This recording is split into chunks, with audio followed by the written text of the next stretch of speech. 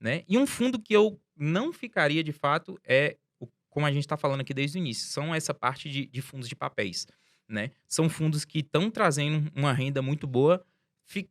Tomar cuidado com a questão do preço, né? Olhar o PVP desses fundos, mas são fundos que, de fato, com a inflação do jeito que está, eles se beneficiam muito disso, né? O dividendo, então, aumentou bastante nos últimos tempos. Então, é um segmento que eu acho que não dá para ficar de fora. O MXRF11, muita gente fala, né? MXRF, aham, E é um muito fundo bom. que tem um valor de cota super R$ 10, acessível, né? R$ 10. Então a pessoa, de Aham, repente, tem R$ 100, ela compra 10 cotas, porque ela não precisa comprar. aham, Sabe o que o pessoal pensa? Muitas pessoas, e eu entendo, porque elas têm um certo medo de investir, né, André? aham, Elas acham que tem que ter muito dinheiro. Tipo assim, Carol, eu tenho que ter 100 mil para investir. Não, você pode investir em 100 cotas, em 10 cotas, em 20 cotas. Isso que é bacana. uhum, Facilitou. Então, em vez de você ir gastar no shopping, só ficar gastando, você pode ser sócio do shopping, né, com Gabriel? E certeza. uma coisa que o pessoal precisa entender é que é o seguinte, o MXRF ele custa R$ 10.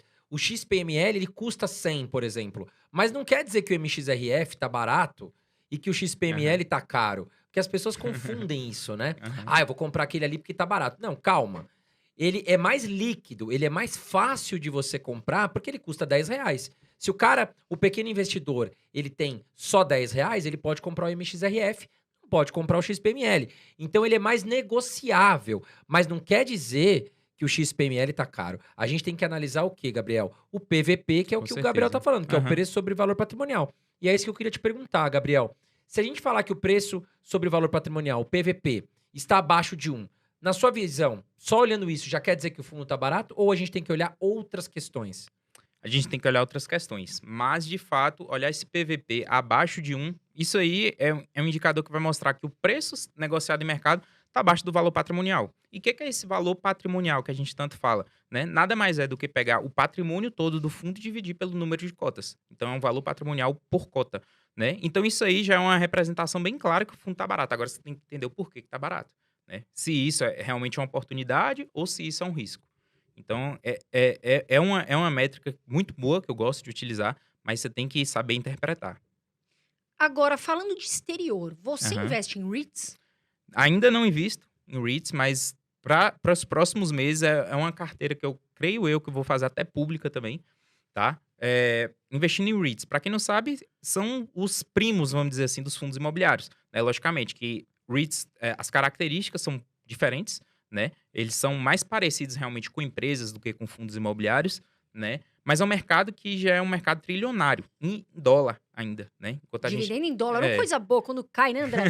Vem aquele cifrãozinho, dá um sim. gostinho, Não, e o né? interessante é que os REITs, né, que são os fundos imobiliários, na verdade, lá nos Estados Unidos, eles são considerados como ações, na verdade, São, né? são. Porque eles são empresas lá. Empresas. Eles têm diretores, eles têm um Uhum. conselho, enfim. E aqui no Brasil, não. O fundo imobiliário, ele é um fundo que um gestor cuida, não é uma Sim. empresa.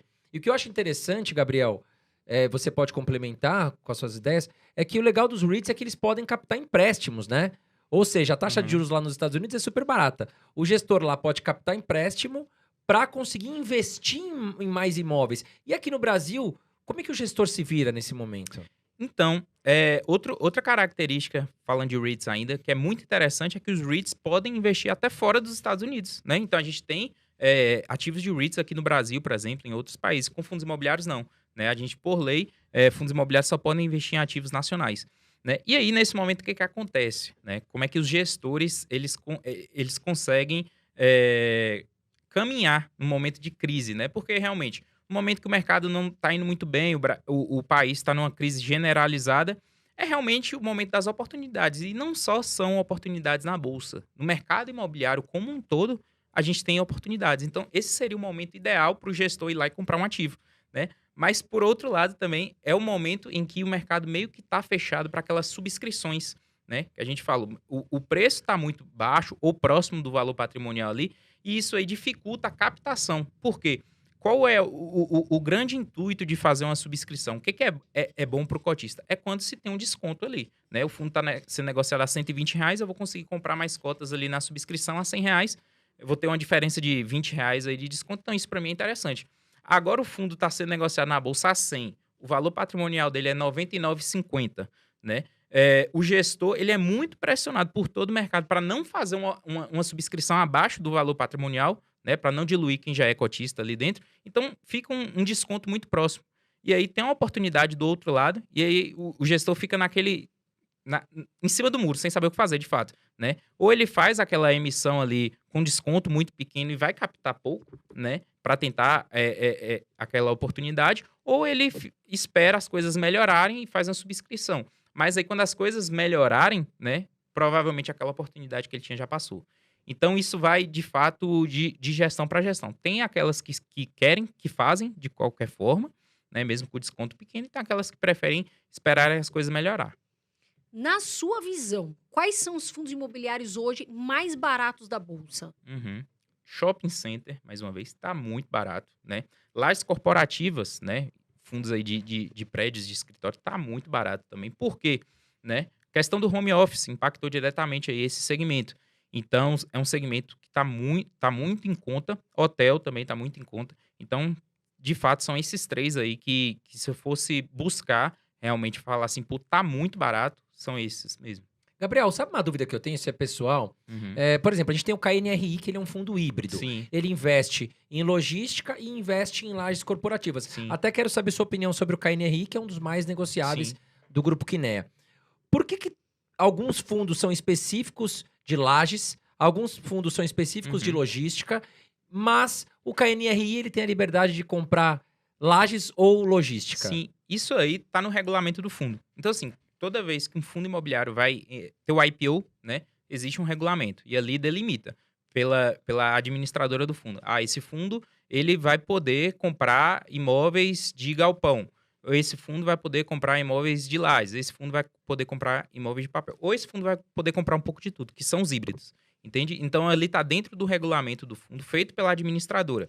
Né? A gente tem que lembrar sempre que um fundo imobiliário tem uma administradora e tem uma gestora. Né? Podem ser ali a mesma entidade, né? A mesma empresa, ou não. Então, o cara pode...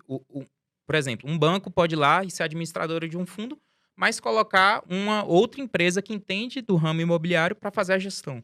Entende? Então, é o administrador que funda o fundo imobiliário, né? Ele faz o regulamento e passa aquilo ali para o gestor. Geralmente são empresas diferentes. Né? E aí o gestor pega aquele regulamento e ele sabe quais são as regras, né? Vamos dizer assim, que ele pode conduzir. Se ele pode investir nesse tipo de ativo ou não. E você gosta do KNRI? Muito, sou cotista. O KNR é um dos clássicos aí de fundos imobiliários, né? É um fundo que se provou com o tempo, né? Se a gente for pegar aí o histórico do KNR, ele já passou por várias crises, né? E nunca deixou de ser atrativo. A gente poderia falar Uhum. que Bom, pelo menos muitos influencers defendem que o KNRI é o melhor fundo imobiliário do IFIX. Você concorda ou você acha que ele é um dos melhores? Um dos melhores, né? Cada um tem sua É muito particular. avaliação. Chega a ser pessoal, sim. Mas é um ótimo fundo imobiliário, de fato. Na sua opinião, quais são os melhores fundos imobiliários, falando aí do setor logístico? Aham.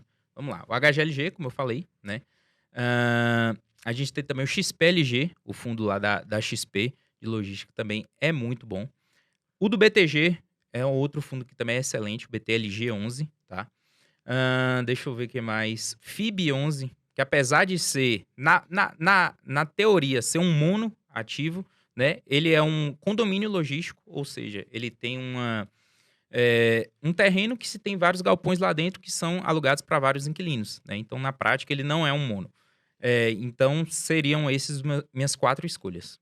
Gabriel, e falando em dividendos, Uhum. renda, o que você acha melhor para o investidor? Investir em ações ou fundos imobiliários? Sim, quando a gente vai falar de renda, né? Se a gente for pegar até um estudo histórico aí, a gente percebe claramente, o IFIX chega a distribuir em determinados anos até 8 vezes mais do que o mercado de ações como um todo. Logicamente, né? A gente tem ações que entregam muito dividendo, né? Setor elétrico, entre outros aí, entregam um alto dividendo. Mas se a gente for pegar a média de ações e fundos imobiliários, a gente vai perceber claramente que fundo imobiliário entrega uma renda maior do que o mercado de ações. Cada segmento, cada ativo tem sua principal funcionalidade ali dentro da carteira, né? Então, cabe ao investidor extrair o melhor. Na sua visão, lá vem eu. Eu e as listas.